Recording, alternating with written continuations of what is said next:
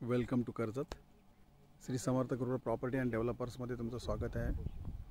मित्रांनो, आज मी कर्जतमध्ये आहे. कर्जतमध्ये नेरळ ह्या ठिकाणी आहे. नेरळ स्टेशनपासून मी आता 8 किलोमीटरच्या डिस्टन्सवरती आहे मित्रांनो.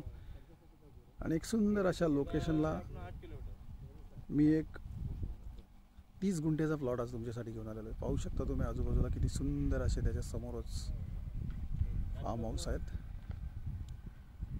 एकदम रिव्हर टच आणि रोड टच असा हा प्लॉट मी 30 गुंठ्याचा घेऊन आलेलो आहे. तर तो प्लॉट आता आपण बघूया. पाहू शकता हा रोड आहे. पाहू शकता मित्रांनो, हाच तो प्लॉट आहे.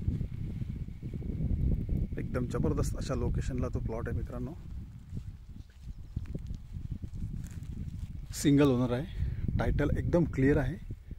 पाहू शकता लाईटचे पोल वगैरे. सिमेंट कॉन्क्रीटचा गव्हर्नमेंटचा रोड पण ह्या प्लॉटला कंप्लीट लागून आहे मित्रांनो.